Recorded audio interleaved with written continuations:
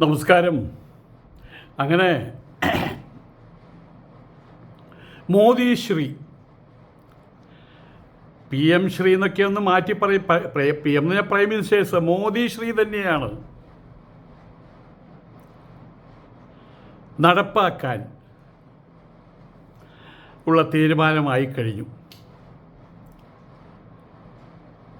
ഇപ്പോൾ ഇരു സമസ്തകളും അതിനെ വിമർശിച്ചിരിക്കുകയാണ്. ചരിത്ര യാഥാർത്ഥ്യങ്ങൾക്ക് നിരക്കാത്ത പല കാര്യങ്ങളും ഇനി പഠിക്കേണ്ടി വരും. ചരിത്രം മാറുകയാണ് മോദി ശ്രീയിലൂടെ, അഥവാ ചരിത്രം മാറ്റുകയാണ്. മുഗൾ സാമ്രാജ്യമൊന്നും ഉണ്ടാവില്ല കേട്ടോ. മഹാനായ അക്ബറും ഉണ്ടാവില്ല, താജ്മഹലും ഉണ്ടാവില്ല. ഇന്ത്യയിൽ നടന്ന വലിയൊരു സംഭവമാണ് ബാബറി മസ്ജിദ് തകർത്തത്. ഏത് ബാബറി മസ്ജിദ്? എപ്പോൾ തകർത്തു? ബാബറി മസ്ജിദ് തകർത്തുന്ന ഏത് ബാബറി മസ്ജിദ്? എപ്പോൾ തകർത്തു? ഇനി അതൊന്നും ആരും അറിയണ്ട. അവിടെയെല്ലാം ചായം തേച്ച് വെടിപ്പാക്കാൻ പോവുകയാണ്. എന്നിട്ട് അതിന് മുമ്പിൽ ഒരു കറുത്ത തിരശ്ശേരി ഇടും. കഴിഞ്ഞു. ചരിത്ര യാഥാർത്ഥ്യങ്ങൾ അതേപോലെ തന്നെ ഇനിയും അടുത്ത തലമുറയ്ക്ക് പകരാൻ രാഷ്ട്രീയ സ്വയം സേവക സംഘം ഇഷ്ടപ്പെടുന്നില്ല. കാരണം 1498 വാസ്കോഡ ഗാമ കാപ്പാട് വന്ന് ഇറങ്ങിയതിന് ശേഷം ഉണ്ടായ ചരിത്രങ്ങൾ, ഈ കഴിഞ്ഞ 10-12 വർഷം വരെയുള്ള ചരിത്രങ്ങൾ, അത് പുനരാവിഷ്കരിച്ച് കാണിക്കാൻ, അതിനെ വീണ്ടും തേച്ച് മിനുക്കിയെടുത്ത് താളുകളിലാക്കാൻ രാഷ്ട്രീയ സ്വയം സേവക സംഘം ഒരുക്കമല്ല. ഉത്തരേന്ത്യയിൽ എന്താ പഠിക്കുന്നത് അത് തന്നെ ഇവിടെ പഠിച്ചാൽ മതി. ഉത്തരേന്ത്യയിൽ എന്താ പഠിപ്പിക്കുന്നത് അത് തന്നെ ഇവിടെ പഠിച്ചാൽ മതി. അല്ലെങ്കിൽ വേണ്ടെന്നേ, അല്ലെങ്കിൽ വേണ്ട. എത്രത്തോളം കേന്ദ്ര സർക്കാരിനെ അല്ല, RSSനെ, സംഘപരിവാരത്തെ മറികടന്നുകൊണ്ട് ഉല്ലംഘിച്ച് PM ശ്രീ നടപ്പാക്കാതെ, അഥവാ ഉത്തരേന്ത്യൻ രാഷ്ട്രീയ മുതലാളിമാരുടെ തീട്ടൂരം നടപ്പാക്കാതെ ഇവിടെ എത്ര കാലം നിങ്ങൾക്ക് ഉറച്ചു നിൽക്കാൻ കഴിയുമെന്ന് ഞങ്ങൾക്കൊന്ന് കാണണമല്ലോ. PM ശ്രീ നടപ്പാക്കണ്ട. അവസാനം PM ശ്രീ നടപ്പാക്കണേ എന്ന് പറഞ്ഞ് ഞങ്ങളുടെ അടുത്ത് വരരുത് എന്ന രീതിയിലാണ് കാര്യങ്ങൾ പോകുന്നത്. കേന്ദ്രത്തിൻ്റെ പദ്ധതി അല്ല, RSSൻ്റെ പദ്ധതി ആണ്. ഒരു സുപ്രഭാതത്തിൽ എടുക്കുക, കുടിക്കുക, മരിക്കുക എന്നുള്ള രീതിയിൽ ഇന്ത്യയെ മാറ്റിമറിച്ചാൽ അതെല്ലാവർക്കും ദഹിക്കണമെന്നില്ല. അപ്പോൾ ഇവിടെ നടക്കുന്നത് ഒരുതരം സ്ലോ പോയ്സണിംഗ് ആണ്. പതുക്കെ ശനൈഹി അവർ ഇംപ്ലിമെൻ്റ് ചെയ്തുകൊണ്ടിരിക്കുകയാണ്. ഇന്ത്യ ഒരു ഹിന്ദു രാഷ്ട്രമാകും. It will become. ഇന്ത്യ ഒരു ഹിന്ദു രാഷ്ട്രമാകും. ഇന്ത്യ ഒരു ഹിന്ദു രാഷ്ട്രമാക്കും. ആ വരികൾക്ക് യാതൊരു പ്രസക്തിയില്ല, അർത്ഥവുമില്ല. കാരണം ഇന്ത്യ ഹിന്ദു രാഷ്ട്രമാണ്, ഹിന്ദുസ്ഥാനമാണ്, ഭരതൻ്റെ ദേശമാണ്. ഇവിടെ ജീവിക്കുന്ന എല്ലാവരും ഹിന്ദുക്കളാണ്. ഹിന്ദു മുസ്ലിങ്ങൾ, ഹിന്ദുക്കാർ, ഹിന്ദു ബൗദ്ധന്മാർ, ഹിന്ദു ജൈനന്മാർ, ഹിന്ദു ക്രൈസ്തവന്മാർ ഒക്കെ അങ്ങനെയാണ്.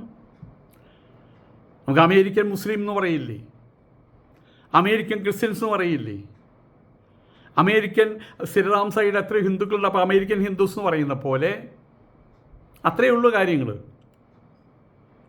പക്ഷേ അതിന് മേലെയായിട്ട് ആർഷവിദ്യകൾ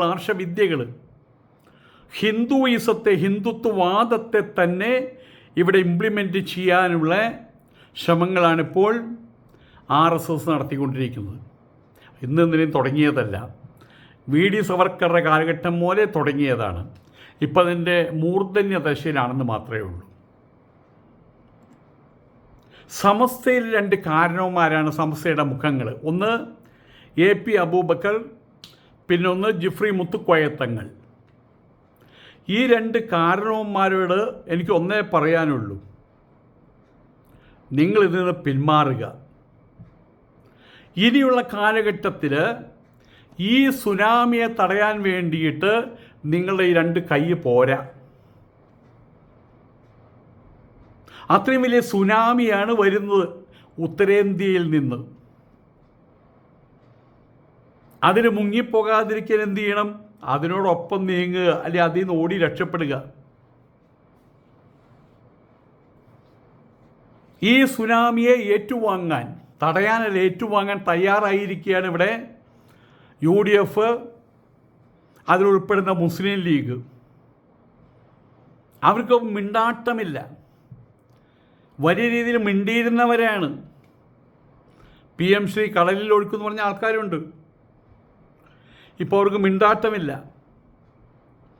ജനവിരുദ്ധമായിട്ടുള്ള ചരിത്ര യാഥാർത്ഥ്യങ്ങൾക്ക് നിരക്കാത്തതായിട്ടുള്ള കാര്യമാണ് PM ശ്രീ എങ്കിൽ അടിയന്തരമായിട്ട് സംസ്ഥാന സർക്കാർ പിന്മാറണമെന്നാണ് ഇപ്പോൾ സമസ്തകളുടെ ആവശ്യം. അതുപോലെ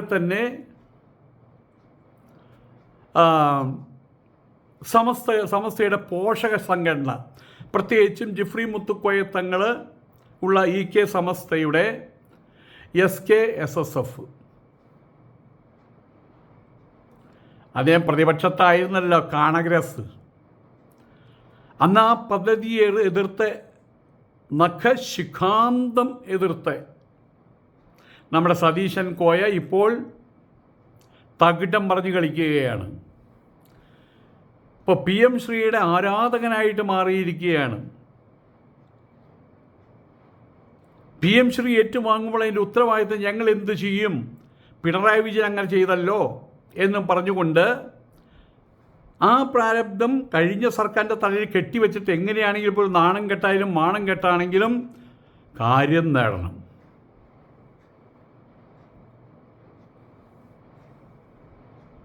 ഏതായാലും സമസ്ത പ്രസിഡന്റ് സയ്യിദ് മുഹമ്മദ് ജിഫ്രി മുത്തുക്കോയത്തങ്ങൾ നിശ്ചിതമായിട്ട് വിമർശിച്ചിട്ടുണ്ട്, പിന്മാറണമെന്ന് തന്നെ പറഞ്ഞിട്ടുണ്ട് PM ശ്രീയിൽ നിന്ന്.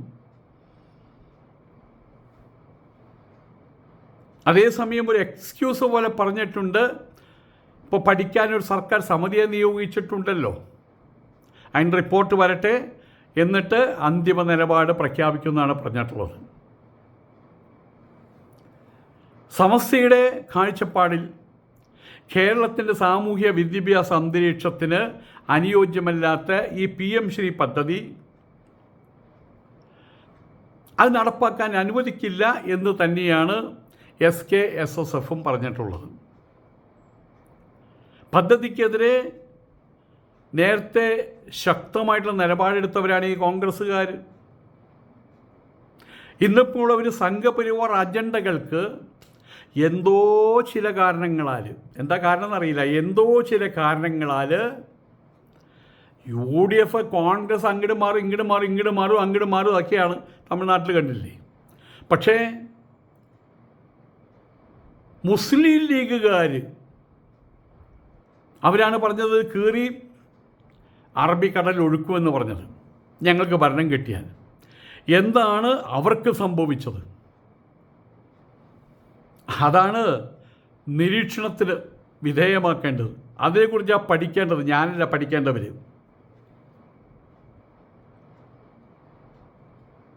പദ്ധതിക്കെതിരെ ശക്തമായിട്ടുള്ള നിലപാടെടുത്തവരിപ്പോൾ സംഘപരിവാറിൻ്റെ മുമ്പിൽ സാഷ്ടാംഗം നമസ്കരിക്കുകയാണ് പല രൂപത്തിലും പല ഭാവത്തിലും പലതിൻ്റെ പേരിലും. ഈ ആക്ഷേപത്തിനൊന്നും മറുപടിയില്ല.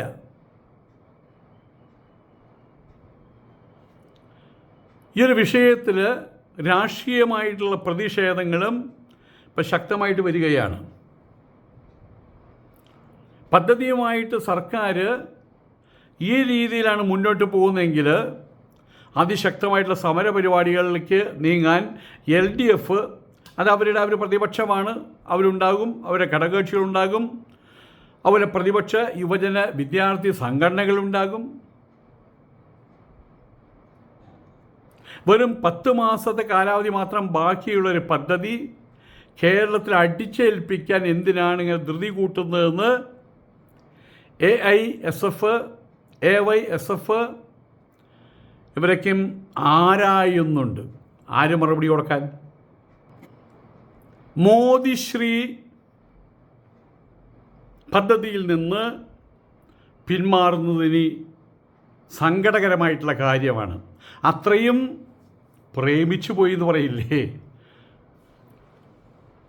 അവൾ ആരാണെങ്കിലും എന്താണെങ്കിലും എനിക്ക് അവളെ മതി അച്ഛാ എന്നൊക്കെ പറയില്ലേ. വീട്ടിൽ ഒക്കെ സംഭവിക്കുന്ന കാര്യം എന്ന് പറഞ്ഞ പോലെ മോദിശ്രീ പദ്ധതിയിൽ നിന്ന് ഞങ്ങൾ പിന്മാറൂല.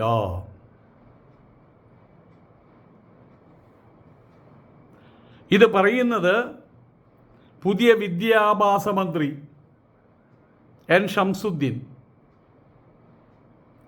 ഇപ്പോൾ വെറുമൊരു പൗഡർ പൂശൽ നടത്തിയിരിക്കുകയാണ്. ഞങ്ങളൊരു കമ്മിറ്റിയെ നിയോഗിച്ചിട്ടുണ്ട്. ആ കമ്മിറ്റിയുടെ പഠന റിപ്പോർട്ട് വരട്ടെ, നമ്മളിപ്പോഴേ നമുക്ക് പറയാം ആ പഠന റിപ്പോർട്ട് എന്താവുമെന്ന്. PM ശ്രീ പദ്ധതി LDF നടപ്പാക്കി കഴിഞ്ഞു. 1, അതിൽ നിന്ന് പിന്മാറാൻ ഇനി കഴിയില്ല. 2, അങ്ങനെ പിന്മാറിക്കഴിഞ്ഞാൽ ഇവിടെ UDF മുഴുവൻ പിടിച്ച് വിഴുങ്ങും. 3, ആയതുകൊണ്ട് ഉപ്പിലിട്. PM ശ്രീ മോദിശ്രീ പരിപാടിയിലേക്ക് ഉപ്പിലിട്ട് കൊടുക്ക്. ഇതാണ് ആ പഠന റിപ്പോർട്ട് വരാൻ പോകുന്നത്. മുസ്ലിം വോട്ടുകളുടെ ഏകീകരണത്തിന് വേണ്ടിയിട്ട് വലിയ രൂപത്തിൽ പറഞ്ഞ പല കാര്യങ്ങളിലൊന്നാണ് PM ശ്രീ നടപ്പാക്കില്ല എന്നുള്ളത്. അങ്ങനെ വോട്ട് കിട്ടി, ജയിച്ചു, അധികാരത്തിൽ കയറി ദിവസങ്ങൾ എണ്ണി കഴിയുന്നതിന് മുമ്പ് മാസങ്ങളായിട്ടില്ല, ദിവസങ്ങളായിട്ടുള്ളൂ. അപ്പോഴേക്കും PM ശ്രീ നടപ്പാക്കാൻ പോവുകയാണ്. ഇതിനെയാണ് തകിടം മറിച്ചതെന്ന് പറയുന്നത്. PM ശ്രീ അതൊരു കൊച്ചു സംഭവം മാത്രമാണ്, ഒരു ലിറ്റ്മസ് പേപ്പർ ടെസ്റ്റ് മാത്രമാണ്. PM ശ്രീ നടപ്പാക്കി കഴിഞ്ഞാൽ അതിൻ്റെ പുറകിൽ സുനാമി പോലെ അടുത്ത തീട്ടൂരങ്ങൾ വരും.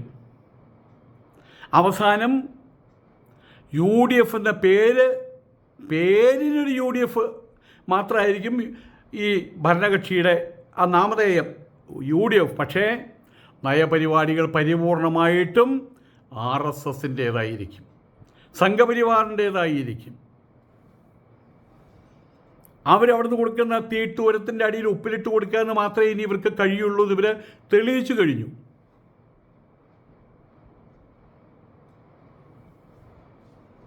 സംസ്ഥാനമെമ്പാടും ഇതൊരു മതപാർട്ടിയാണ്. മുസ്ലിം ലീഗ് ഒരു മതപാർട്ടിയാണ്. ആ നിലയിൽ മുസ്ലിം ലീഗ് മുസ്ലിങ്ങളുടെ വോട്ട് ഏകദേശം ഒരു 65-70-75% വാങ്ങി 22 സീറ്റ് UDF സംവിധാനത്തിന് സമ്മാനിച്ചു. അതോടൊപ്പം തന്നെ ദുബായ് KMCCയുടെ ഫുൾ സപ്പോർട്ട്, അത് സാമ്പത്തികം, അത് സതീശൻ ഗോയയ്ക്ക് അറിയൂ. കോൺഗ്രസ് ഭരണകൂടങ്ങൾ ഇത് വളരെ മുമ്പ് തന്നെ ഇന്ത്യയിലെല്ലായിടത്തും നടപ്പാക്കി കഴിഞ്ഞതാണ്.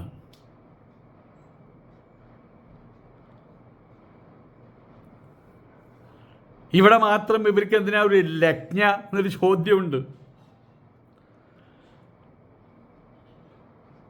ഏതായാലും RSSലേക്കുള്ള പാലം പണി, മുസ്ലിം ലീഗിൻ്റെ പാലം പണി, UDFൻ്റെ പാലം പണി അതിനിയും വിപുലപ്പെടാനാ സാധ്യതയുള്ളൂ. ഇനിയും വരും പുതുപുത്തൻ ശ്രീകൾ, മോദി ശ്രീക്ക് പുറകിൽ പുതുപുത്തൻ ശ്രീകൾ ഇനിയും വരും.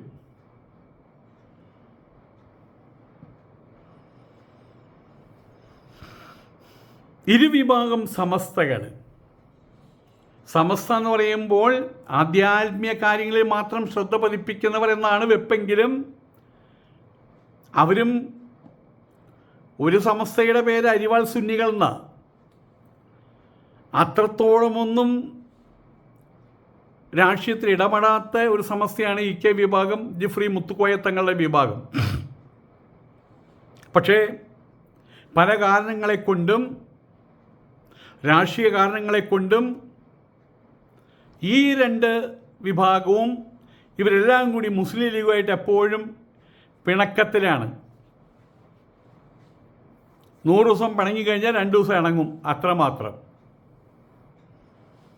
അവരാണിപ്പോൾ അതൃപ്തി അറിയിച്ചിട്ടുള്ളത്. അതിപ്പോൾ ആരോടായിരിക്കും? മുസ്ലിം ലീഗിനോട്. PM ശ്രീ പദ്ധതി നടപ്പാക്കുന്നതിൽ നിന്ന് സർക്കാർ പിന്മാറണമെന്ന് സമസ്ത പറയുമ്പോൾ പാണക്കാടന്മാർക്കും മുസ്ലിം ലീഗിൻ്റെ നേതാക്കന്മാർക്കും KM സലാമോ ഇവർക്കൊക്കെ എന്ത് പറയാനുണ്ട്? ഇപ്പോൾ പോയി ചോദിച്ചാൽ സമസ്തയുടെ ജിഫ്രി മുത്തുക്കോയ തങ്ങൾ ഇങ്ങനെ പറഞ്ഞല്ലോ ചോദിച്ചാൽ അത് ചോദിക്കും, ഏത് സമസ്ത, ഏത് ജിഫ്രി മുത്തുക്കോയ തങ്ങൾ, ഏത് EK വിഭാഗം? ഇതാണ് ഇന്നത്തെ സ്ഥിതി.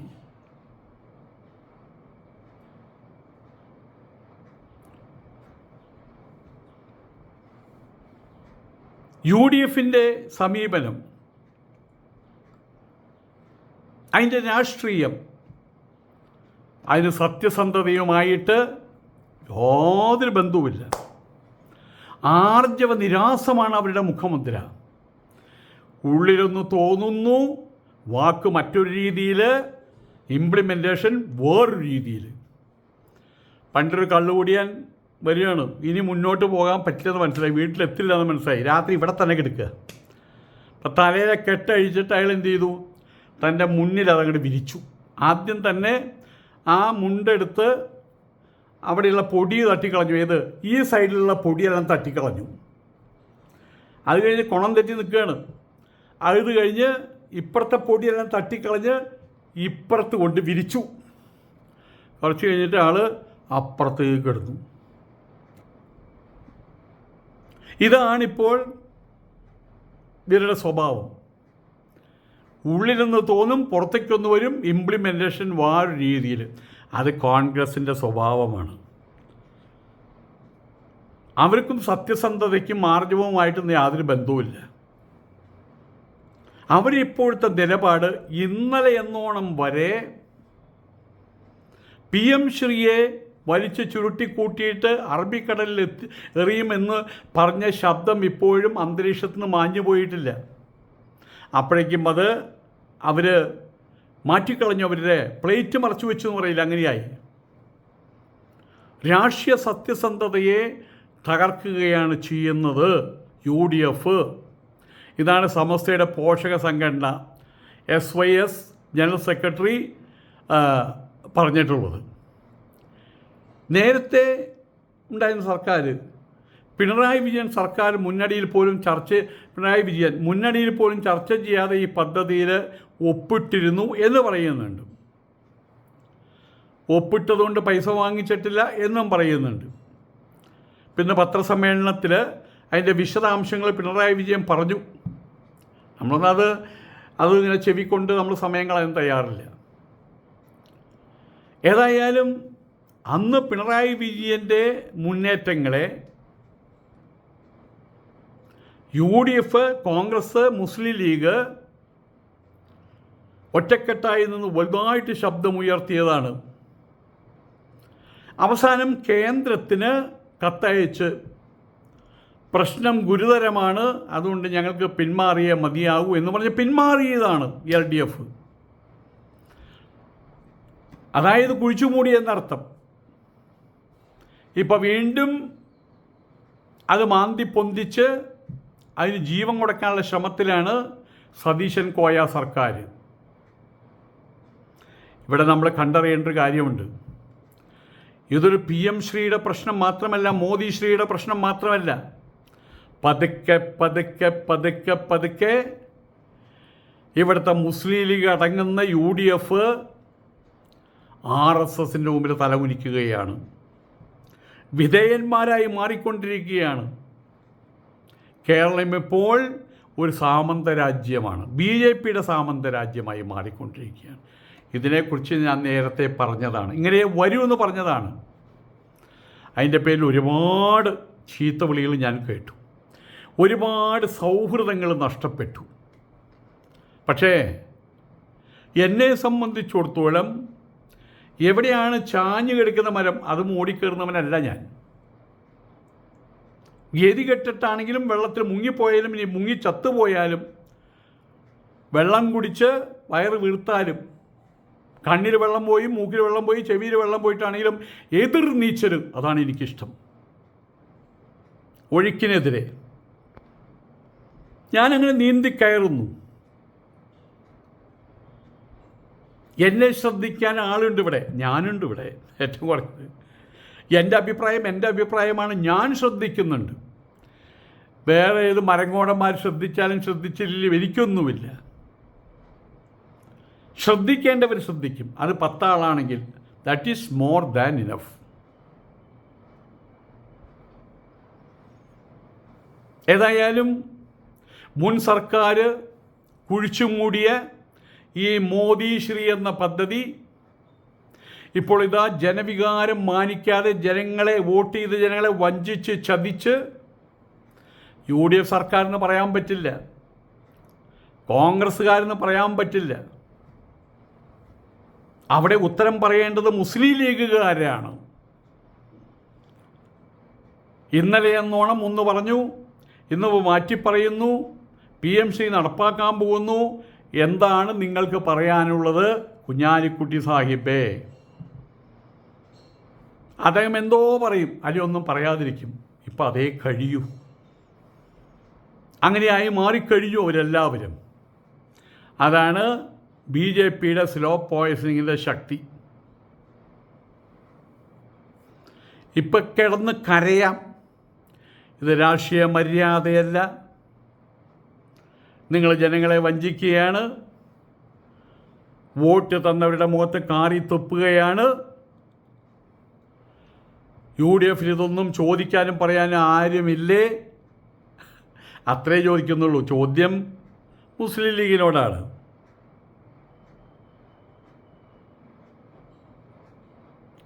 ഏതായാലും ഇതിൻ്റെ ചുരുക്കം ഇതൊന്നുമല്ല. ഇതിൻ്റെ ചുരുക്കം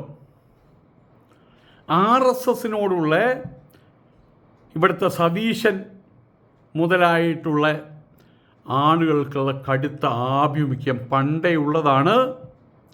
അതാണ് ഞാൻ വിളിച്ച് പറഞ്ഞ് കരഞ്ഞിരുന്നത്. വിധേയത്വം വാസ്തവത്തിൽ ആ വിധേയത്വമുള്ളത് ആർക്കാണ്? UDF എന്ന് പറയാം. അൾട്ടിമേറ്റ്ലി നമുക്ക് പറയാൻ കഴിയുന്നത് മുസ്ലിം ലീഗിനാണ്. കാരണം UDFനകത്ത് നിൽക്കുന്ന മുസ്ലിം ലീഗ് വായ തുറന്ന് മിണ്ടിയിട്ടില്ല. PM ശ്രീ വേണ്ട, വേണം, രണ്ടും പറഞ്ഞിട്ടില്ല. ഞാനൊന്നും പറഞ്ഞില്ലേ, രാമനാരായണൻ എന്ന് പറഞ്ഞിരിക്കുകയാണ്. KM ഷാജിയോട് ചോദിച്ചു PM ശ്രീയുടെ കാര്യം എന്തായെന്ന് ചോദിച്ച സമയത്ത് അദ്ദേഹം തന്നെ. കാരണം കഴിഞ്ഞ 10 വർഷത്തെ നഷ്ടം നികത്തണമല്ലോ, വീണ് കിട്ടിയ സർക്കാരല്ലേ. ആയതുകൊണ്ട് തന്നെ ആ ഒരു സാഹചര്യത്തിൽ ഇരു സമസ്തകളെയും മറികടക്കാൻ തന്നെയാണ് മുസ്ലിം ലീഗ് ഉൾപ്പെട്ട UDFൻ്റെ തീരുമാനം. ഇവിടെ മറ്റൊരു കാര്യമുണ്ട്. സമസ്തകൾക്ക് നഷ്ടപ്പെടാനൊന്നുമില്ല. അതേസമയത്ത് രാഷ്ട്രീയത്തിൽ മുഴുകിക്കഴിയുന്ന മുസ്ലിം ലീഗുകാർക്ക് ഈ ഭരണം നഷ്ടപ്പെടുക എന്നുള്ളത് ചിന്തിക്കാൻ കൂടി കഴിയാത്ത കാര്യമാണ്. UDFും മുസ്ലിം ലീഗും പരിപൂർണമായിട്ട് RSSന് കീഴടങ്ങി എന്നുള്ളതാണ് സത്യം. ഇതാണ് ഞാൻ നേരത്തെ പറഞ്ഞത്. മുസ്ലിം ലീഗിനെ ഞാൻ ഹിംസിച്ചു എന്ന് പടി പറഞ്ഞോളൂ, അത് ഇതിൻ്റെ പേരിലാണ്. നിങ്ങൾ RSSന് വേദിയൊരുക്കുകയാണ്. RSSന് കടന്നു വരാനുള്ള റെഡ് കാർപ്പറ്റ് വിരിക്കുകയാണ് നിങ്ങൾ ചെയ്യുന്നത്. അത് അപകടമാണ്. പഴയ വീഡിയോസ് എടുത്ത് നോക്കിയാൽ നിങ്ങൾക്ക് കാണാൻ പറ്റും. ഏതായാലും ഇതൊരു തുടക്കം മാത്രമാണ്. PM ശ്രീ അപ്പാടെ തൊണ്ട തൊടാതെ വിഴുങ്ങാനുള്ള ഈ ഭരണകൂടത്തിൻ്റെ തീരുമാനം അതൊരു തുടക്കം മാത്രമാണ്. ഈ തുടക്കത്തിൻ്റെ കേളി കൊട്ട് നമ്മൾ കണ്ടതാണ്. തൊപ്പി ഊരി വെച്ചത് ആർക്ക് വേണ്ടി? അവിടെ നിൽക്കുന്നുണ്ട് ഹിന്ദുത്വവാദത്തിൻ്റെ വക്താവ് ഗവർണർ.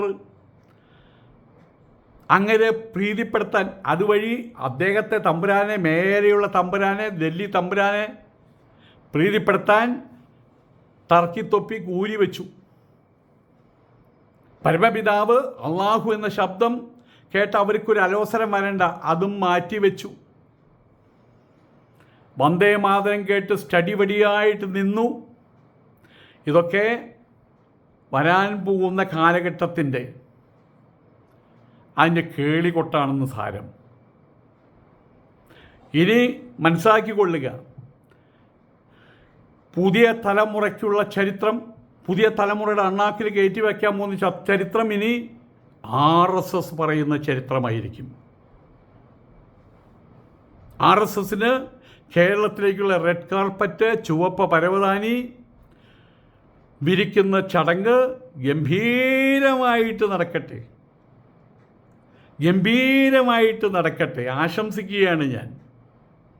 മുസ്ലിം ലീഗിനെയും അവരുൾപ്പെടുന്ന സതീശൻ കോയ സർക്കാരിനെയും ഞാൻ ആശംസിക്കുകയാണ്. ഒരു കാര്യം കൂടി പറയാനുണ്ട് കേട്ടോ. സമസ്തയുടെ 2 കാരണവന്മാർ, 2 സമസ്തയുടെ തലതൊട്ടപ്പന്മാർ, അവരുടെ ഒന്നേ പറയാനുള്ളൂ, പ്രായമൊക്കെ ആയില്ലേ, വിട്ടുകൊടുക്കുക. അതിന് നിങ്ങൾ തയ്യാറായില്ലെങ്കിൽ അവർ നിങ്ങളെ ഒരു മൂലയിലേക്ക് തട്ടിക്കളയും. അതാണ് സംഭവിക്കുക. നമസ്കാരം.